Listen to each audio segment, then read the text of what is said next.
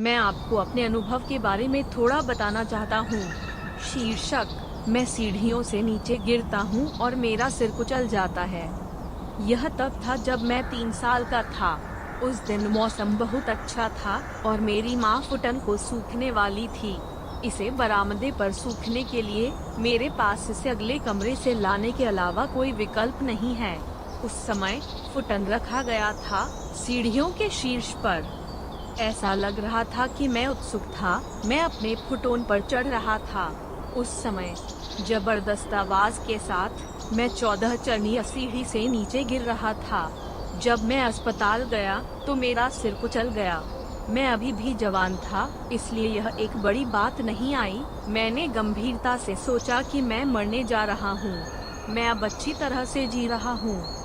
नमस्ते सज्जनों, हेलो महिलाओं, यह ताकाजुर है।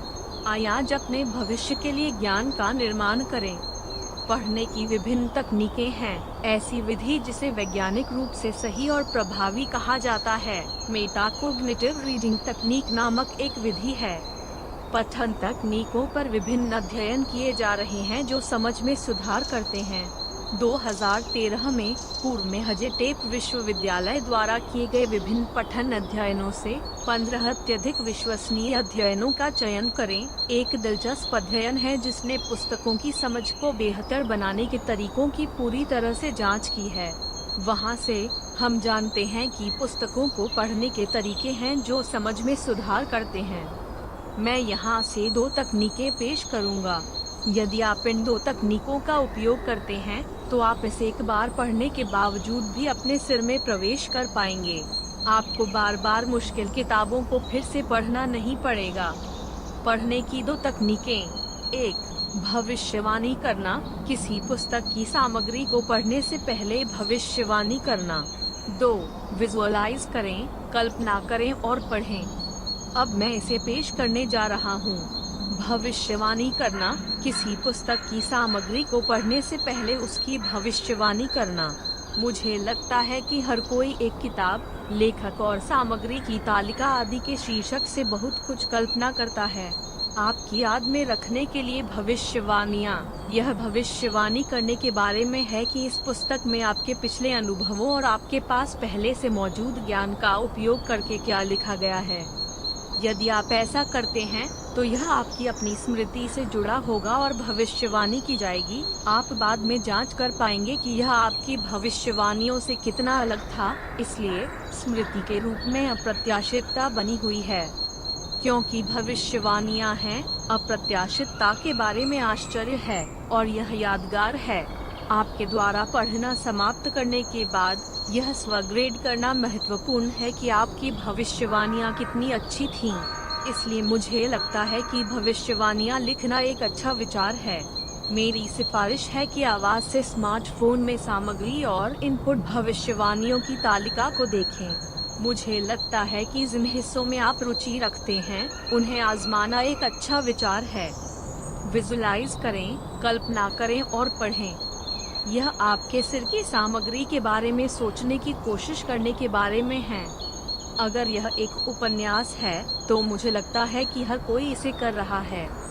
यदि यह एक उपन्यास की कहानी है तो इसे बाद में सुना जाने पर भी समझाया जा सकता है, लेकिन व्यावहारिक पुस्तकों की बात आने पर इसे क्यों नहीं समझाया जा सकता है। अगर यह एक अच्छा उपन्यास है तो मुझे लगता है कि मैं कहानी की कल्पना करते हुए इसे पढ़ रहा हूँ, इसलिए यह यादगार है। हालांकि संदर्भ पुस्तकें और व्यावहारिक पुस्तकें नहीं की जा सकती हैं, इसलिए वे मेरी स्मृति में नहीं रहती हैं। प्रैक्टिकल बुक्स, स्पेशलाइज्ड बुक्स और रेफरेंस बुक्स को भी अलग अलग तरीकों से ही देखा जा सकता है। यह चित्रों के साथ तार्किक संरचनाओं की कल्पना करने के बारे में है। दूसरे शब्दों में, मान्यताओं, स्पष्टीकरण और निष्कर्षों की छवियों को माइंड मैप जैसी तस्वीरों के साथ कल्पना की जाती है। उदाहरण के लिए, इस शोध का आधार यह था और एक आश्चर्यजनक प्रयोग जैसी चीज थी और परिणाम इस तरह थे। कल्पना कीजिए कि आपके सिर में एक वीडियो की तरह है।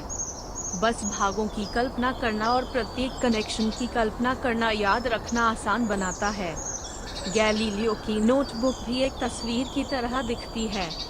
मुझे लगता है कि जब आप खोज करेंगे तो यह सामने आएगा, इसलिए यदि आप इसे देखते हैं तो तार्किक संरचना एक तस्वीर की तरह दिखती है। मैं वास्तव में छात्रों को जो सलाह दूंगा वह यह है कि परीक्षण के लिए अध्ययन करते समय, भले ही आप परीक्षण श्रेणी के विवरण को विस्तार से नहीं लिख सकें, इसे HR पेपर की एक शीट पर सारांशित करने का प्रयास करें। ऐसे लोग हैं जो अक्सर परीक्षा से पहले अपने नोट्स देखते हैं, लेकिन वे उन्हें याद नहीं करते हैं। यदि आप HR पेपर की एक शीट पर परीक्षा सीमा की सामग्री की शर्तों की कल्पना और सारांशित करते हैं और परीक्षा से पहले उन्हें देखते हैं, तो आपकी याददाश्त को आकर्षित करना आसान होगा। इससे अकेले टेस्ट के रिजल्ट में सुधार होगा।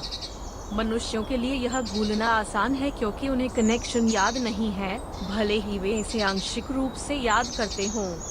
इसलिए कनेक्शन की कल्पना करना महत्वपूर्ण है। यह ज्ञान कैसा था?